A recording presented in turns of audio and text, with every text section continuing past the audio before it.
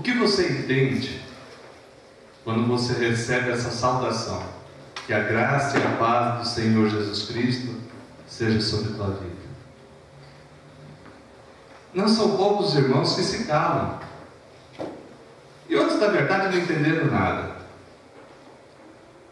Alguns, talvez mesmo entendendo, preferem não responder. A resposta a essa saudação deve ser amém. Deve ser que assim seja. Mas o que significa a graça de Deus na nossa vida? Eu fico triste e ao mesmo tempo preocupado. Triste por ver que alguns não entenderam. Preocupado em verificar se eu ensinei. Ainda que a ausência do ensino formal não vai servir de desculpa para ninguém. De dizer, ó Deus, eu não pude entender a tua graça porque meu pastor não me ensinou. Porque ao ler as Escrituras, por uma ou outra passagem da Escritura, claramente você vai entender o que é a graça salvadora de nosso Senhor Jesus Cristo. Mas essa graça é tão importante que praticamente todos os livros do Novo Testamento mencionam direta ou indiretamente. E a compreensão dela em nossa vida leva-nos naturalmente a viver uma nova dimensão nessa terra, a ter uma vida diferente aqui, certo de que a vida eterna e o presente maior estão por vir, sim, mas tendo a consciência de que algo especial Deus deu por nós e para nós. O entendimento da graça de Deus vai produzir também no coração do cristão verdadeiro mais louvor, mais adoração. O entendimento da graça de Deus deve produzir na vida de um cristão mais serviço, mais trabalho.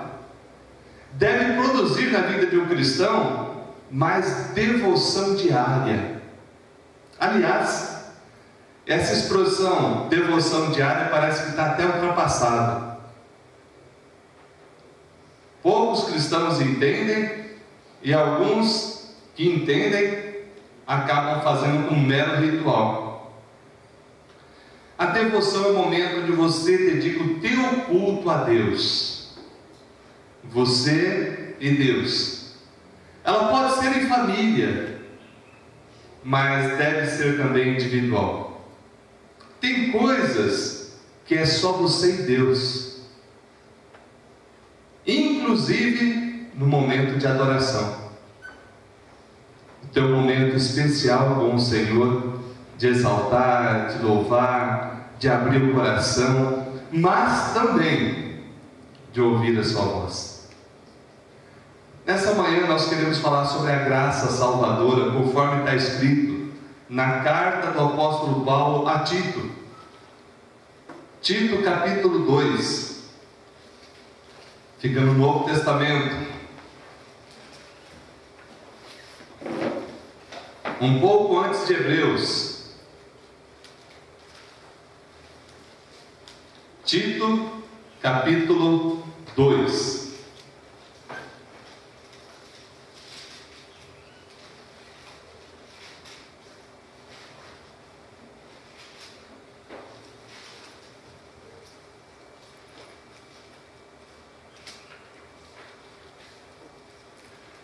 Eu vou ler todo o capítulo 2, mas a nossa meditação é do verso 11 em diante.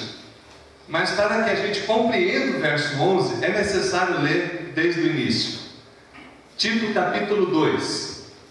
Assim diz a palavra do nosso Deus: Tu, porém, fala o que convém a sã doutrina. Quanto aos homens idosos, que sejam temperantes, respeitáveis, sensatos, sadios na fé, no amor e na constância. Quanto às mulheres idosas, semelhantemente, que sejam sérias em seu proceder, não caluniadoras, não escravizadas a muito vinho, sejam mestras do bem, a fim de instruírem as jovens recém-casadas a amarem ao seu marido e a seus filhos, a serem sensatas, honestas, boas donas de casa, bondosas, sujeitas ao marido, para que a palavra de Deus não seja difamada.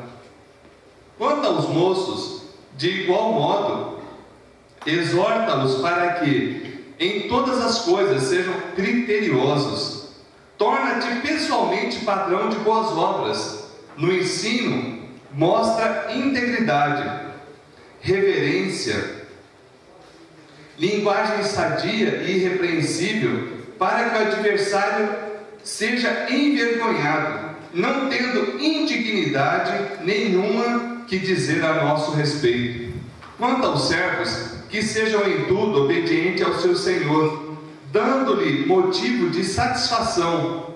Não sejam respondões, não furtem, pelo contrário, deem prova de toda fidelidade, a fim de ornarem em todas as coisas a doutrina de Deus, nosso Salvador.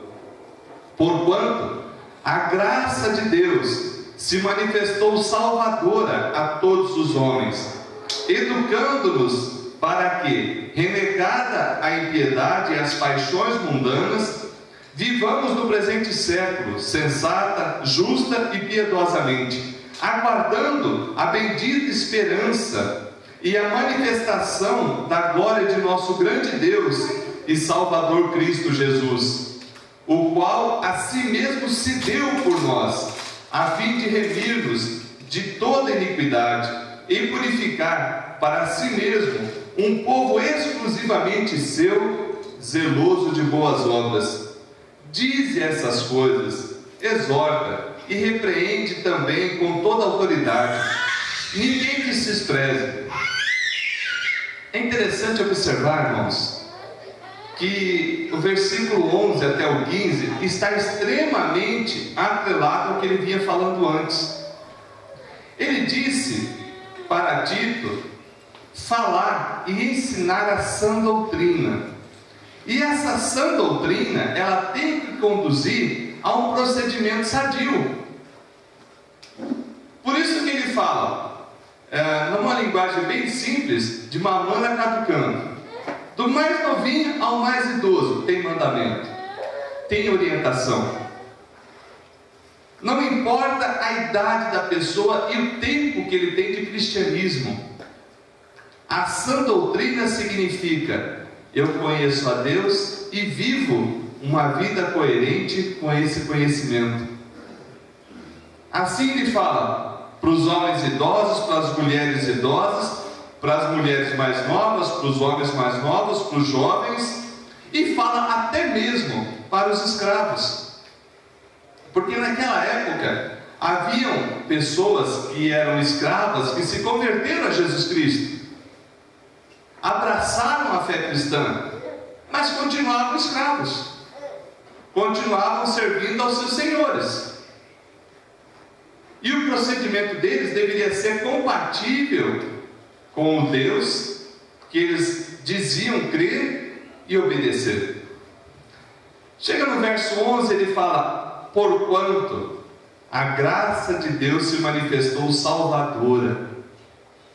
Ou seja, tudo isso que ele falou do verso 1 ao verso 10, ele fala: você deve fazer isso, porque a graça de Deus se manifestou. A graça de Deus se fez conhecida na tua vida. Mas vamos entender primeiro o que é graça. Graça é favor não merecido, a imerecida compaixão de Deus. Eu merecia a punição, aí Deus não me puniu. Isso é a misericórdia, Ele não dá o que a gente merece. E a graça é eu não merecer a vida, um presente, e Ele me dá esse presente. Olha que interessante. Graça é Deus te dar algo que você não merece. Ele deu porque Ele quer te dar.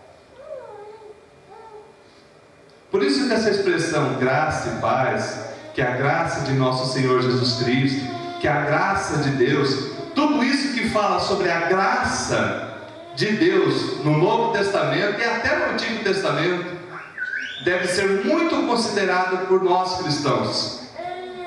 E ele diz o seguinte, que essa graça se manifestou. O entendimento aqui não é só de que ela foi anunciada, ela foi visível. Por isso que fala que a graça de nosso Senhor Jesus Cristo. Por isso que a Bíblia Sagrada diz que Deus amou o mundo de tal maneira que enviou, ou seja, manifestou graça através do envio de seu Filho, como propiciação pelos nossos pecados.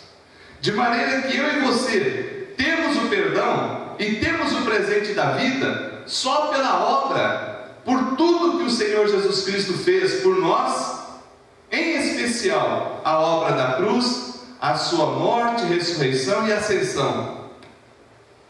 Aí na sequência ele diz: essa graça se manifestou para nos educar, ou continuar educando. Educando em que sentido?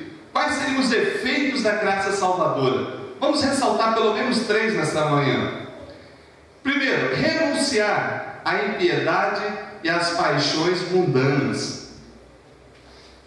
Eu acho interessante que muitos cristãos hoje em dia se achegam às igrejas para receber uma bênção.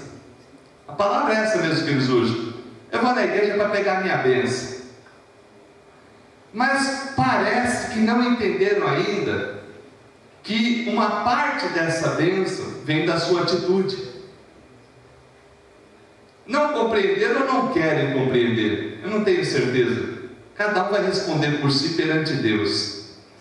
Mas a impressão que fica é essa, porque parece que não entenderam que a vida cristã envolve também renúncia.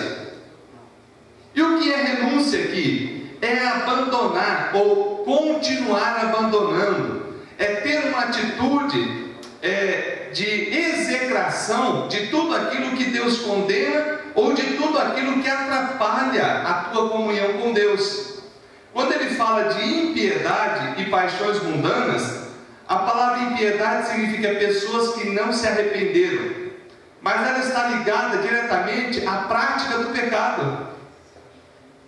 Pessoas que querem ser cristãs, viverem errado e tudo bem. Ele fala, não, a graça de Deus se manifestou para que a gente seja educado, para que a gente seja doutrinado, para que a gente seja ensinado a fazer o quê? Renunciar à impiedade. E o que é essas paixões mundanas?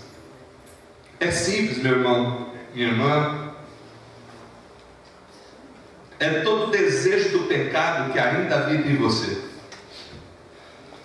É toda a atração que o mundo ainda exerce sobre a sua vida, de maneira a afastar você do que Deus deseja. Vamos pegar um exemplo muito claro. Domingão de sol, praia ou culto? É lógico, praia. O nome disso, paixão mundana. Ah, pastor, mas todo mundo merece um lazer. Então você está colocando que o teu lazer é mais importante que cultuar o teu Deus. Ah, pastor, mais uma vez só Deus perdoa. Ele perdoa sempre, fica tranquilo. Você deixar de prestar culto não diminui Deus, mas afeta a tua vida. Porque você vai se acostumando às paixões que te atraem para longe de Deus. Você vai começando a justificar coisas que são injustificáveis. Você vai começar a dar explicação para coisa que não dá para explicar. Eu dei um exemplo, mas tem vários. Paixões mundanas. Jogo do Brasil, final da Copa do Mundo. Pastor, cancela o culto. Não, eu não. Por causa de um futebol, cancelar o compromisso com meu Deus? Jamais. A menos que haja risco de segurança ou alguma coisa nesse sentido. Agora, se por causa do futebol eu não cultuo o meu Deus, tem coisa errada. Tem coisa errada. tem algo começando a ocupar um lugar que não deveria, que era exclusivo de Deus, ou pelo menos deveria ser. Renunciar à impiedade e às paixões mundanas é o primeiro efeito na vida de um cristão dessa graça salvadora que foi revelada a ele. Ou seja, a revelação de Jesus Cristo na vida de um cristão tem que levar a essa renúncia. Pastor, como que essa renúncia? Ela é verbal e de atitude. Eu não só digo, Senhor, eu renuncio à consagração a ídolos, eu renuncio às coisas que tentam me atrair ainda, mas eu também vou ter uma atitude que demonstre aquilo. Não é só verbal. Ela começa verbal, mas é refletida numa atitude. Segundo, diz lá, vivamos no presente século, sensata, justa e piedosamente. Não basta renunciar, é necessário viver. Eu não posso renunciar ao mal e não viver o bem. No cristianismo não existe neutralidade, não existe em cima do muro. Se você é morno, Deus vai vomitar você. É o que diz Apocalipse. Crente morno, Deus está a ponto de vomitar, ele não suporta. Porque se fosse frio, dava para esquentar. Se fosse quente, estava trabalhando, mas morno é um nojo. Ele tem desculpa para tudo e todas as coisas ele consegue colocar, olha, eu não vivo por causa disso, eu não vivo por causa disso, e sempre ele acha uma desculpa fora. Sempre acha uma desculpa fora. Ou é na igreja, ou é no pastor, ou é no templo, ou é no tempo. E assim vai dando desculpas. E a Bíblia Sagrada diz que essa graça se manifestou para nos educar, para renúncia sim, mas também para a vida sensata, justa e piedosa. Vamos fazer um contraponto aqui. Sensatez. Qual seria o contrário? Insensatez. Insensatez, doidura. Praticar coisas inconvenientes. Então o que Deus quer? Não só que você pare de praticar coisas inconvenientes, mas que você passe a praticar coisas sensatas, coisas coerentes com a palavra. Viver de forma justa. Justa aqui não é a ideia da pessoa 100% certinha, mas é a ideia da pessoa que entende a justiça de Deus e procura viver essa retidão que Ele espera. Não como forma de merecer o céu, mas porque o céu foi te dado. A vida eterna foi dada a você. E quando ele fala de forma piedosa, aonde estão os piedosos da terra? Geralmente nós criamos uma imagem de que a pessoa piedosa é aquela pessoa com a cara meio murcha, a cara assim de dó. Tem nada a ver isso. Piedosa é a ideia de uma pessoa que sabe se arrepender. É uma pessoa que aprendeu o caminho do arrependimento, que apresenta para Deus sacrifício de louvor, que é fruto de lábios que confessam o seu nome. A Bíblia diz que um coração quebrantado e contrito Deus não vai desprezar. A piedade aqui ela está relacionada a uma atitude de, na presença de Deus, você reconhecer quem é, o seu pecado e buscar auxílio. Bom, mas é evidente que essa busca por Deus e pelo seu perdão, ela vai ter reflexo na vida. Por isso que ele fala, viver de maneira sensata, justa e piedosa. E quando ele fala piedosa, é ter a consciência do pecado, mas que a sua atitude demonstre isso. Se compadecer dos outros, ao invés de ser juiz dos outros. Ter o mesmo sentimento que houve em Jesus Cristo, nosso Senhor, teu Senhor, nosso Senhor e Salvador. A graça se manifestou para isso. Renunciar, viver. Por fim, 13. Aguardando a bendita esperança e a manifestação da glória de nosso grande Deus e Salvador Cristo Jesus. Cristianismo sem aguardar o retorno de Cristo é piada. Cristianismo de frequentar domingo após domingo e não ter a esperança da vida eterna, é loucura. O apóstolo Paulo chega num ponto de dizer o seguinte, que aqueles que vivem só para essa terra são os mais infelizes dos homens, ou das mulheres. Ali ele fala no sentido genérico. Por quê? Porque se não tem ressurreição, toda a Bíblia é uma mentira. Se não tem vida eterna, então Deus mentiu. E se tudo isso é mentira, nós estamos nos esforçando à toa. É lógico que quando o apóstolo Paulo diz isso, na carta aos Coríntios, ele está usando uma figura de retórica para mostrar o quanto é absurdo não crer na ressurreição, mas também o quanto é absurdo procurar ter uma vida reta sem aguardar a manifestação de nosso Senhor. Ele disse: eu vou e volto para buscar vocês, e eu quero que vocês estejam para sempre comigo. E lembrem que Jesus, além de ser o nosso Senhor e Salvador, Ele é a manifestação visível dessa graça salvadora. É você estar com aquele que não só te perdoa, mas te dá presente, que é a vida e a vida eterna. Por isso que ele fala aguardando. O cristão tem que ter esse sentimento. Oh meu Deus, eu fico triste quando eu vejo irmãos que a vida dele é só para essa terra. Ele se torna materialista, ele se torna egoísta, ele se torna mesquinho, ele se torna tudo aquilo que não deve, porque o foco dele é eu. E o que eu tenho é meu, sai daqui. Pronto. Mas quando você vive aguardando a vinda de nosso Senhor, você tem consciência que essa pátria é passageira. Eu aguardo a minha pátria eterna. Eu aguardo novos céus e nova terra onde habita a justiça. Eu aguardo a nova Jerusalém e a habitação com meu Deus. E que Ele diz: eu serei o seu Deus e eles serão o meu povo. E enxugarei dos seus olhos toda lágrima. Aleluia. Oh, meus irmãos, se você não tem essa esperança, você precisa acordar para isso.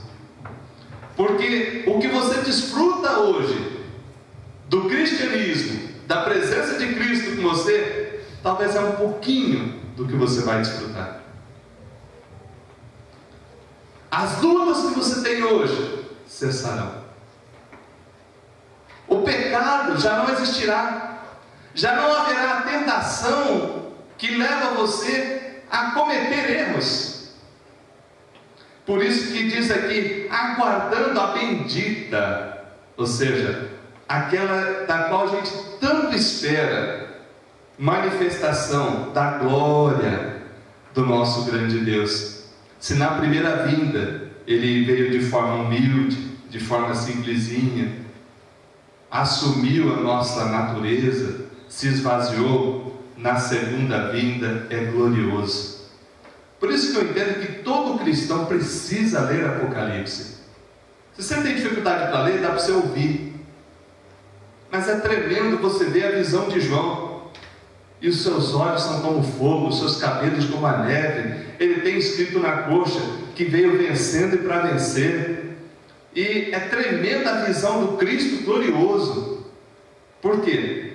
Porque a glória dele agora já é a glória que ele tem sentado ao lado da destra do Pai. E ele virá, e ele vai levar-nos um povo exclusivamente seu. Olha que lindo aqui, ó.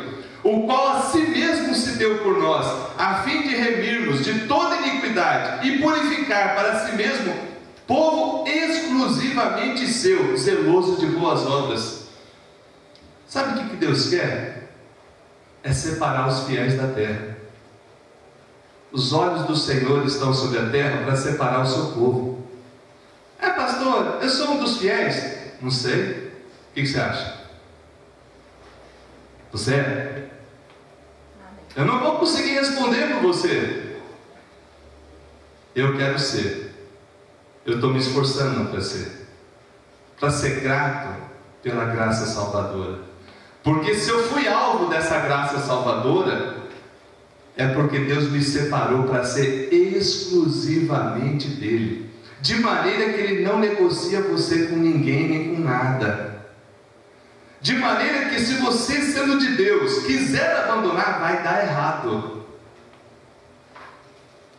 Por quê? Porque Deus te resgatou com mão forte, braço estendido.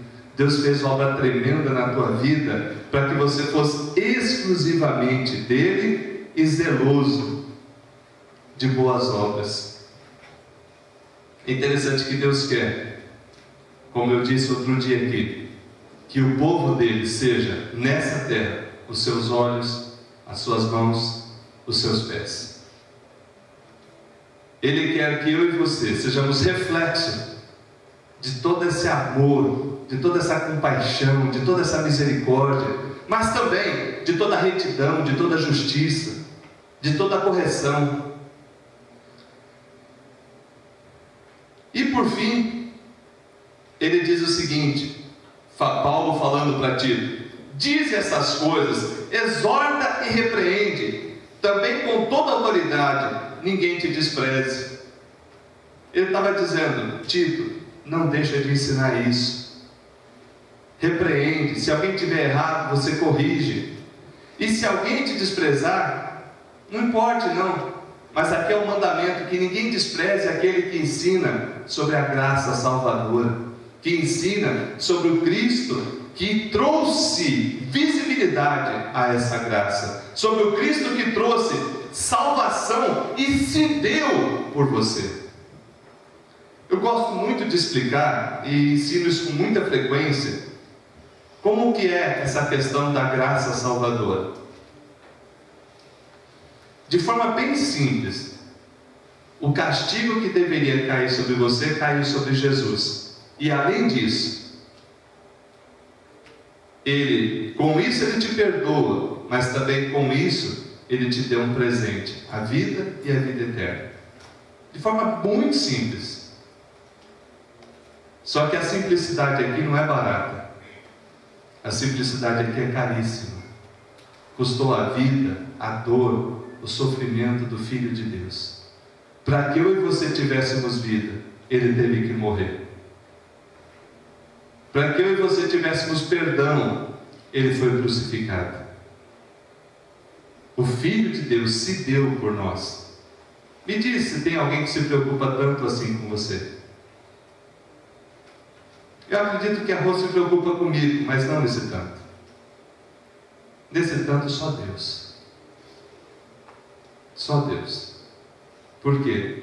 Ele se preocupa comigo numa época que eu nem existia. Enquanto eu não era nem formado, Cristo já morreu por mim. Cristo já fez essa obra por mim. De maneira que Ele é digno de que nós venhamos a demonstrar esses efeitos, essas atitudes decorrentes da graça salvadora. Renunciar à impiedade, viver de maneira sensata, justa e piedosa, aguardar a bendita esperança, porque assim Deus quer que sejamos povo exclusivamente seu. Tem um programa na TV que o repórter diz: põe exclusivo, minha filha, dá trabalho para fazer, o tal do Resende, né? E eu fiquei pensando, vou fazer uma camiseta exclusivo, custou caro para remir. Povo exclusivo. Eu sou exclusivamente para Deus, exclusividade para Deus. Cada um de vocês, individualmente. O Nick é importante para Deus? Quem que é mais importante? O Nick, o Ricardo ou a Silvia? Quem? Os três. Individualmente. Individualmente. Que Deus nos abençoe. Vamos ficar em pé, vamos orar. Ó Deus, te agradecemos pela graça, pela misericórdia, pela manifestação de nosso Senhor em nossa vida. Reconhecemos, Deus, que por pensamentos, palavras e atitudes, vez ou outra, nós não somos coerentes com a Tua palavra. Por isso pedimos, perdoa, Senhor. Queremos viver uma vida piedosa, uma vida sensata, uma vida justa, Queremos renunciar o velho homem a cada dia e viver para o teu louvor, Deus. Produz isso em nós. E Deus, que sejamos verdadeiramente zelosos de boas obras que refletem o Cristo que professamos crer. Assim, meu Deus, abençoa todo o teu povo, abençoa aqueles que estão acompanhando pela internet e manifesta, Deus, a tua bondade para eles. Que a graça de nosso Senhor e Salvador Jesus Cristo, o amor de Deus nosso Pai, o consolo, o conforto e a presença do Espírito Santo esteja com todo o povo de Deus, hoje e sempre. Amém.